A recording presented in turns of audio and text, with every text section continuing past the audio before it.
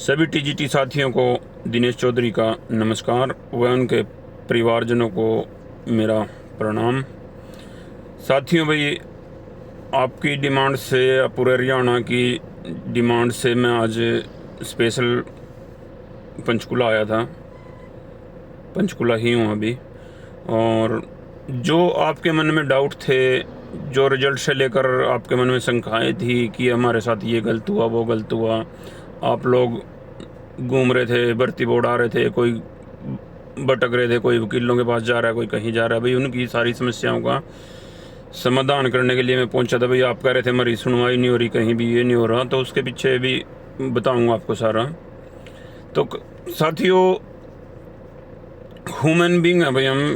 कई बार हम अपने मन से धारणाएं बना लेते हैं, मिसअंडरस्टैंडिंग बोलते हैं जिसको, बहुत बार हो जाती है। यदि हम सामने वाले से रूबरू नहीं हो रहे हैं या कुछ है, तो हम शंका के आधार पर धारणाएं बना लेते हैं और बन भी जाती है। मैं भी कई बार हो चुका हूँ भाई नेगेटिव, जब मेरी सामने बात नहीं होती, कहीं तालमेल नहीं बन पाता, तो हो जाता है भी पता नहीं ये रीजन हो सकता है, वो रीजन हो सकता है, ये मन में कटुता हो सकती है, कोई नफरत हो सकती है, कोई कुछ हो सकती है, जबकि ऐसा नहीं होता।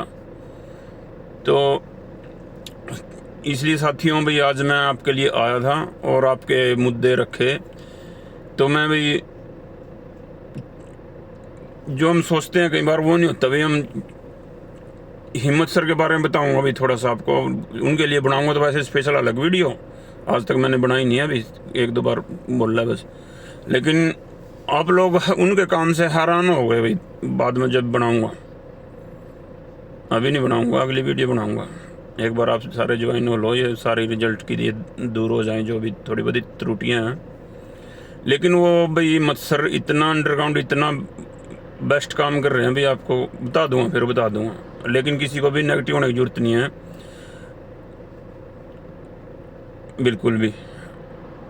हिम्मत सर अपनी हिम्मत लिए काम कर रहे हैं, हिम्मत के साथ काम कर रहे हैं, बिल्कुल। कुछ बातें तो मुझे याद पता लगा, मुझे भी गलतफहमियाँ थी भाई, हो जाती हैं यदि कन्वर्सेशन नहीं होती तो, लेकिन उनकी भी मजबूरी होती हैं, ऐसे पद पर बैठे हैं। तो साथियों भाई, आपकी समस्याएं लेकर मैं अपने पूर्व chairman, HSC chairman Bhopal Singh Khatri ji के घर गया था, उनसे मिला और बात रखी कि सर कैंडिडेट आ रहे हैं और परेशान हैं, उनकी समस्या सुनी नहीं जा रही और कोई सुनने वाला नहीं है उनको। कभी कहीं धक्के खाते फिर रहे हैं, कभी कहीं, और किसी ने यहीं रूम ले रखा है, घर नहीं गए 10 दिन रिजल्ट आने के बाद से। कोई डिप्रेशन में है, कोई कुछ है, बड़े, क्योंकि मेरे पास तो आते हैं ना, फ़ोन आते हैं, रोते हैं, पेरेंट्स रोते हैं भाई, कैंडिडेट रोते हैं। तो मुझसे तो देखा नहीं है भैया, इसलिए आ गया था मैं। वैसे तो मैं अपने वाइफ लगी, मैं अपने घर भी रह सकता था भाई, भर्ती करानी थी भाई, मैंने करा दी आप लोगों को। लेकिन मैं बेसहारा नहीं छोड़ सकता था, वादा कर रखा था आपके सभी के साथ कि दिनेश चौधरी आखिरी दम तक आपके साथ खड़ा है भाई। तो रिजल्ट आने के बाद तो चलो, आप पहले तो ये भी लगा लो इसके वाइफ के लिए काम कर रहा है, लेकिन अब मेरी वाइफ लग चुकी है। लेकिन मैं आज भी रात को यहाँ सुनसान जगह पर आपके लिए खड़ा हूँ भाई, पंचकुला में ही। अब स्पेशल आया आज। तो भोपाल सिंह खत्री जी से मेरी बात हुई, तो सबसे पहले मेरा क्वेश्चन था कि कोई सुनने वाला नहीं है, चेयरमैन सर, हिम्मत सर सुन ही नहीं रहे किसी की कैंडिडेट की, और न मिल रहे। तो सर इसका रीज़न तो बताया जाए, कम से कम कैंडिडेट की बात तो सुनी जाए। तो उन्होंने रीज़न दिया भाई, चेयरमैन सर के पास बहुत ज़्यादा वर्कलोड है, 1-1.5 महीना रह गया, भर्तियाँ बहुत ज़्यादा करनी है, रिजल्ट निकालना है, उनके पास फुर्सत नहीं है। यदि आप लोगों से यहाँ 200-300 लोग उसे मुलाकात करने लग गए तो सारा दिन निकल जाएगा। आपकी एक बात में 10 मिनट तो लगते हैं कम से कम एक कैंडिडेट की बात में, और वही बातें बार बार रिपीट होती हैं वही, तो इसलिए नहीं मिलते भाई, बातें तो वही रखनी हैं, तो उनके पास टाइम नहीं होता।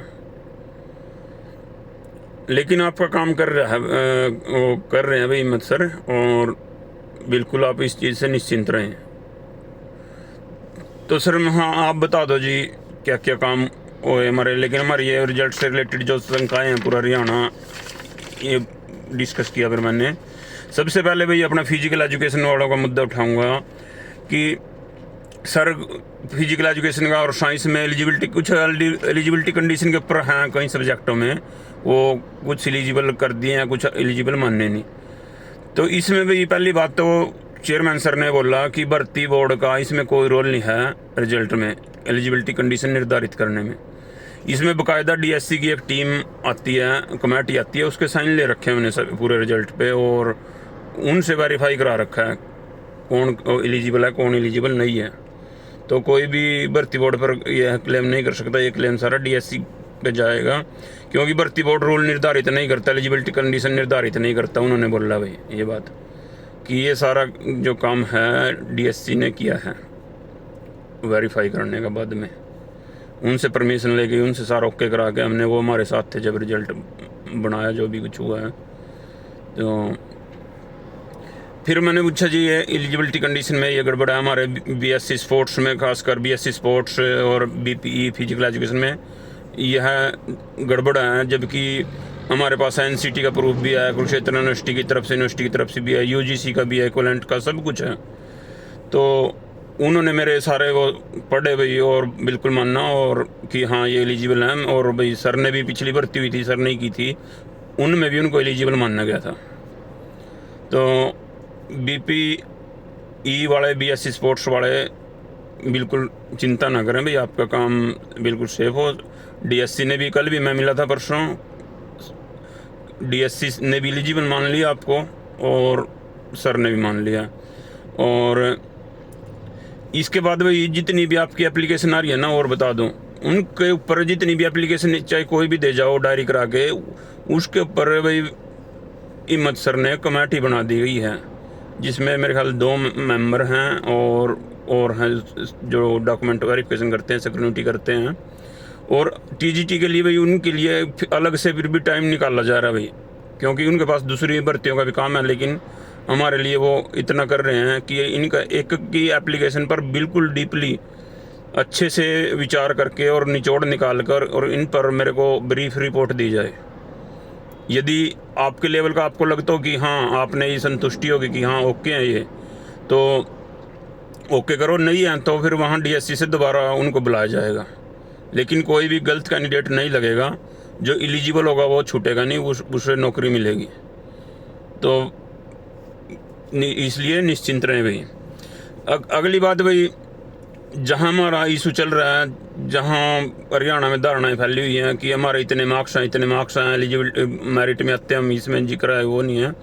तो इसके लिए भाई उन्होंने जो भी रिजल्ट निकाला है आंसर की के बेस पर निकाला है, और जो आंसर की है जो बनी है बाकायदा जिन्होंने पेपर सेट किए हैं, खदरी सर ने बताया कि उनके एक वो लिया गया भाई, इस क्वेश्चन का आंसर ये है और इसका प्रूफ भी दो हमारे को। जिन्होंने पेपर सेट किया जो आंसर उनसे लिए गए हैं और उनको प्रूफ भी लिया गया है बाकायदा। तो आंसर की पे बिल्कुल बोर्ड ने विचार करके वो की हुई है, तैयार की हुई है।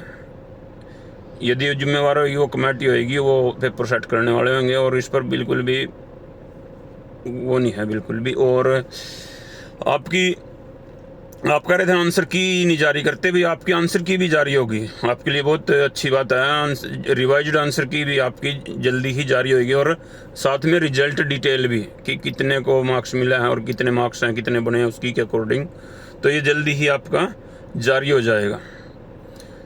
तो ठीक है ना, इसी से ही आपका समस्याओं का समाधान हो जाएगा। आप बोल रहे थे ना भाई कमेंट में कि ये हो जाए तो हमारा समाधान हो जाए, तो या बिल्कुल भाई मैं भी इसके पक्ष में था कि आंसर की जारी होनी चाहिए। जब पारदर्शिता है तो हर एक कैंडिडेट को पता लगना चाहिए कि उसके मार्क्स कितने हैं, किस क्वेश्चन के उसको मार्क्स मिले, किसको ना मिले। तो आपका ये काम जल्दी हो जाएगा भाई, जल्दी से जल्दी आपकी आंसर की और रिजल्ट डिटेल अपलोड हो जाएगी। नेक्स्ट था मेरिट वेरी हाई और कट ऑफ लो में आ रहा है, ये भी आंसर की से आपको पता चल जाएगा और रिजल्ट डिटेल से आपको पता चल जाएगा कि हमारे कितने हैं। यदि उसके बावजूद भी नहीं आ रहे हैं भाई, कैंडिडेट का पक्ष सही है कि इनके मेरिट फिर भी आई जाती हैं और ये इसमें रिजल्ट में आए नहीं, तो आपका रिजल्ट रेक्टिफाई कर दिया जाएगा, आपको बिल्कुल रिजल्ट में ले लिया जाएगा। निश्चिंत रहिए इसके लिए, क्योंकि क्लैरिकल मिस्टेक होती है भाई, कर्मचारी हैं वहाँ भी बर्डन में अपने स्पीडली अपना वर्क किया गया टीजीटी का। हमारा ही प्रेशर लगा लो भाई, या सरकार का प्रेशर लगा लो, कर्मचारियों ने दिन रात जाग के काम किया, तो मानवीय भूल भी हो सकती है, तो वो रेक्टिफाई कर दी जाएगी। बाकायदा उसमें फाइनल रिजल्ट में लिखा होता है कि हमारे पास जब भी कोई सूचना आएगी तो रेक्टिफाई करने का अधिकार हम रखते हैं। तो इसलिए भी कोई भी चिंता ना करें। साइंस सब्जेक्ट वालों का भी कम्बिनेशन है, वो भी सारा दोबारा से देखा जाएगा भाई, और डीएससी से सारी सलाह ली जाएगी। तो अगली बात अभी पूछी मैंने, मेवात और आरओएच का मैटर बताओ जी।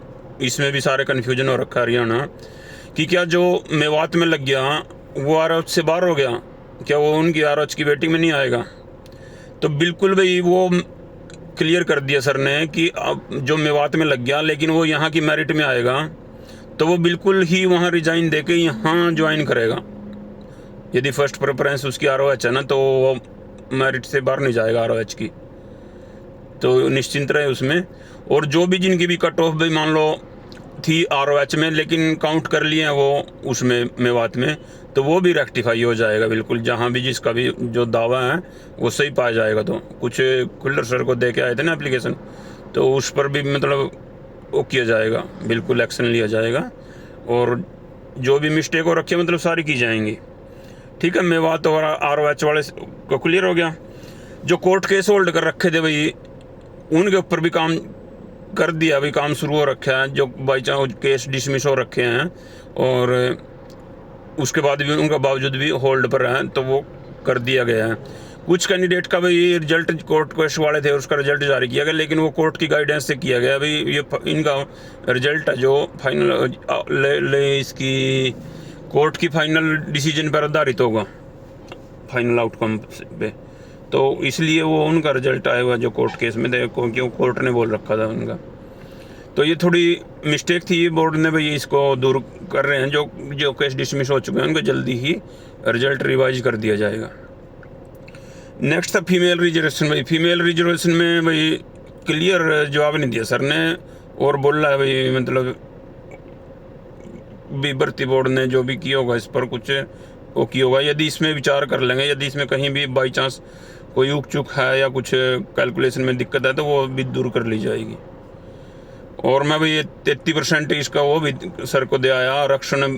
ये पता नहीं है भाई, अभी 15 जुलाई को 2023-24 को त्रिभुवन हाई कोर्ट में ऑर्डर आया है कि वेटिंग में भी फीमेल को 33% रिजर्वेशन दी जाए। तो वो कोड भी मैं दिया आया, सर के नॉलेज में नहीं था, शायद हिम्मत सर के नॉलेज में नहीं हो।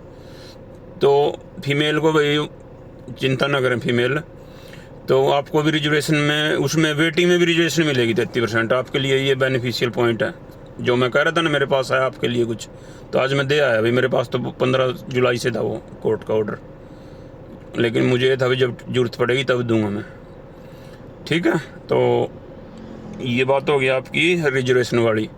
यदि कोर्ट में केस भी हो चुका है इसमें सरकार जवाब दे देगी, और जो भी विचार होगा इसको रिजर्वेशन को ठीक कर दिया जाएगा यदि कहीं त्रुटि है तो। नेक्स्ट है भाई वेटिंग लिस्ट।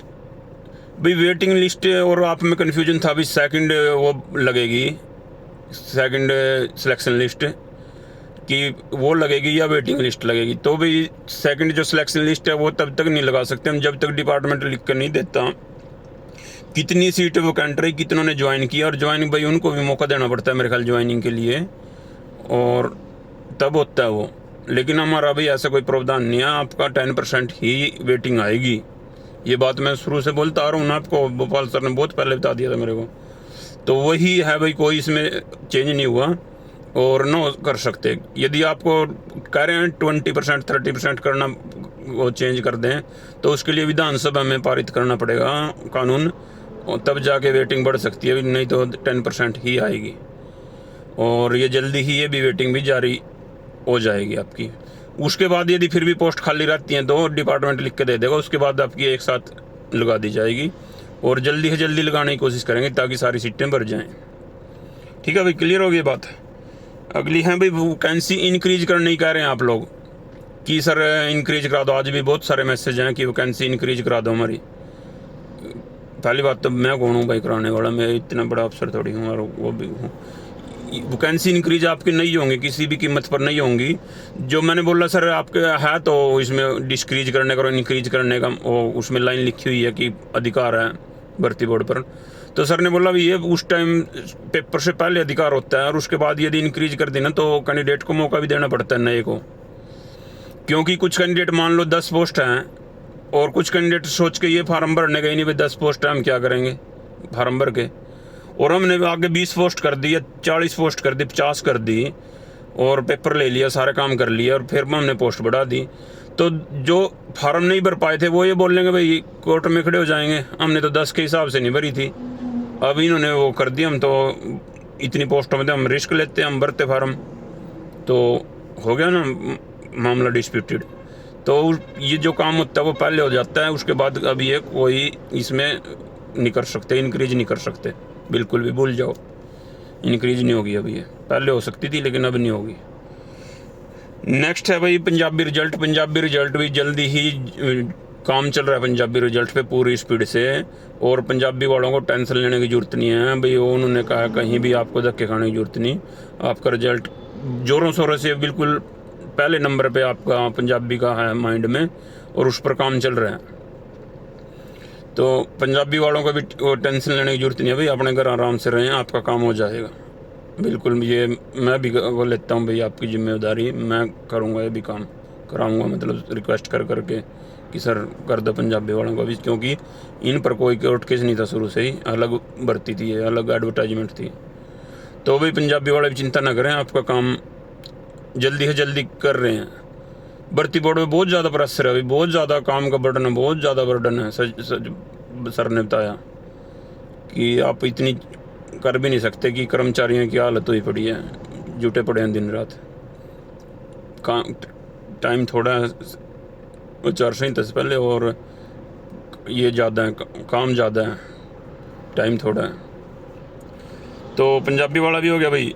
उसके बाद है भाई एक्सपीरियंस, कोच कह रहे हैं एक्सपीरियंस के काउंट किए हैं, नहीं किए, तो ये सरकार ने एक्सपीरियंस के काउंट नहीं कर रखे आपके किसी के भी, ना प्राइवेट वालों के ना सरकारी वालों के, क्योंकि ये क्वैश हो चुका है, उसमें सोशल क्राइटेरिया वाले उसमें डिसीजन आया था ये सारा, इसमें भी एक्सपीरियंस वाला का जिक्र था, इसमें बोल रखा है कोर्ट ने कि ये सारा वो है देना नहीं चाहिए, जो ऑर्डर था डिवीज़न बेंच का उसमें भी था।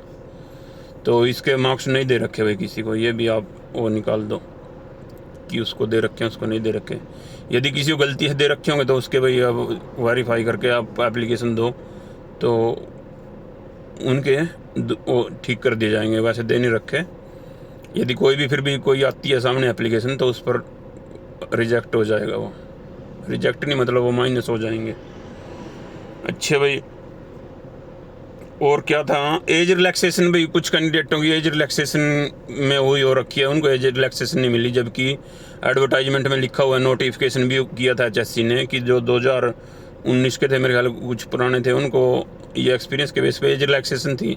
यदि उनको नहीं मिली है ना भाई, जितनों को नहीं मिली वो अपनी एप्लीकेशन सबमिट करा दें और आपको एज रिलैक्सेशन मिलेगी, 100% मिलेगी, वो एलिजिबल माने जाएंगे जो रिजेक्ट कर रखे हैं, तो वो भी ना घबराएं भाई। और क्या था आपका,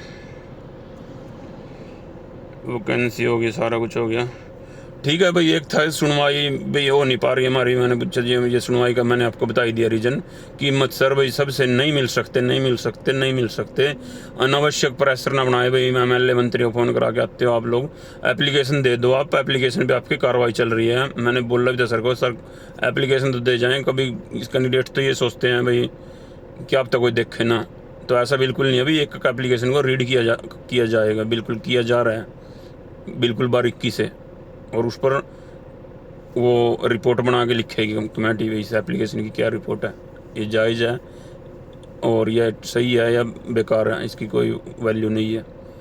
यदि उनको लगेगा तो उसके ऊपर कार्रवाई होएगी।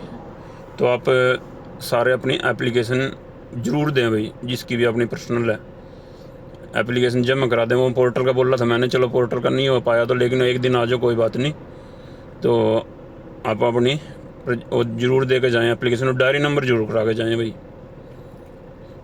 ठीक है। ये तो 1-2 दिन मेरे ख्याल आपकी नहीं ली थी, मत्सर नहीं थे, उनकी परमिशन के बगैर उन्होंने ली नहीं मेरे ख्याल, रिसेप्शन वालों ने फर्स्ट डे, लेकिन अब आपकी एप्लीकेशन एक्सेप्ट की जा रही है, बिल्कुल डायरी नंबर दिया जा रहा है सर ने, और एक्स्ट्रा एम्प्लॉय बिठा दिए भाई वहाँ हिम्मत सर ने, तो ये आप दे जाएँ, ठीक है। तो मोस्टली आपके डाउट आ गए हैं, लेकिन अब भी कोई रह गया होगा तो भाई वो भी क्लियर करवा दूंगा आपके। उस टाइम मेरे इतने ही याद आए, जल्दी में आया था मैं सीधा स्कूल से ही, खाना भी नहीं खाया मैंने अभी तक, तो सुबह क्या रात खाया था भाई, सुबह तो चलो ये तो वैसी बातें हैं। अच्छा ठीक है, तो आपके भाई किसी भी कैंडिडेट को घबराने की जरूरत नहीं है, अपनी एप्लीकेशन दो और आपका काम होएगा। और सर कह रहे थे भाई नेक्स्ट वीक आपका मेरे ख्याल टीजीटी वालों की सारी जो ग्रीवियंस है वो सारे दूर कर लिए जाएंगे और आपका बिल्कुल एक कैंडिडेट को इंसाफ मिलेगा, किसी के साथ कोई गलत नहीं होगा बिल्कुल भी। और उसमें हिम्मत सर बिल्कुल एक्टिव तरीके से भाई काम कर रहे हैं, वो मैं फिर बताऊंगा अगली वीडियो में जब बनाऊंगा, स्पेशल बनाऊंगा हिम्मत सर की भाई। जो उन्होंने वादा किया था वो वादे बताऊंगा आपको, कैसे निभाए हैं वो बताऊंगा सारा प्रोसेस। तो आप सरप्राइज हो जाओगे, क्योंकि मुझे भी मिसअंडरस्टैंडिंग हो गई थी बीच में 1-2 बार। तो ठीक है साथियों, आपकी सारे डाउट ले लिए मैंने। अपने घर आराम से रहो, कोई टेंशन लेने की जरूरत नहीं है, लेकिन एप्लीकेशन जरूर दे जाओ।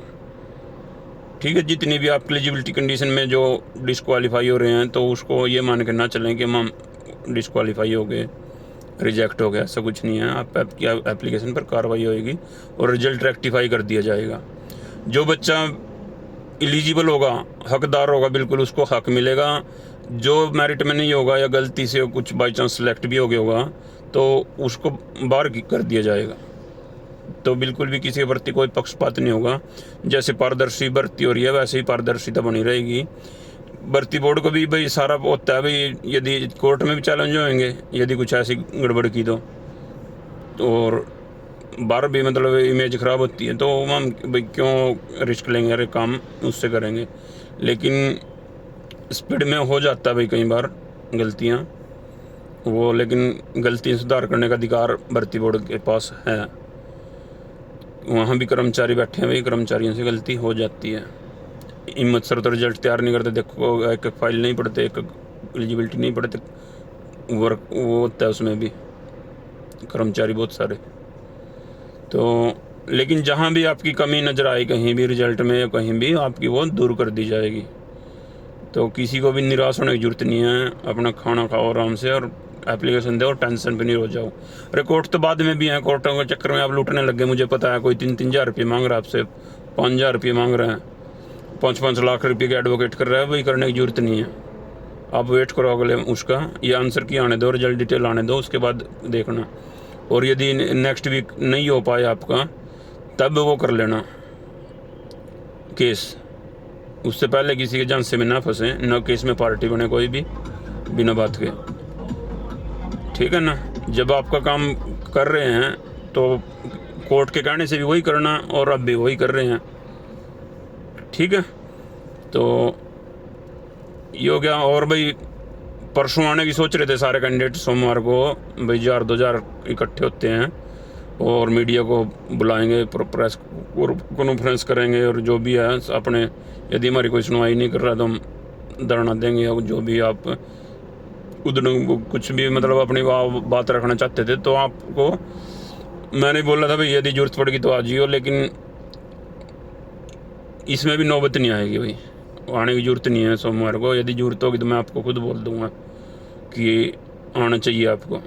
यदि आप मेरे पे विश्वास करते हैं ना, उस दिन से कर रहे हो पहले दिन से, तो आने की ज़रूरत नहीं है भाई, किसी को तंग होने की ज़रूरत नहीं है। हाँ, एप्लीकेशन जो देने हैं वो देने आ जाना। तो ठीक है, अब क्लियर है सारा मैटर आपको। अब मैं चलता हूँ और किसी के साथ बेइंसाफ़ी नहीं होएगी भाई बिल्कुल भी।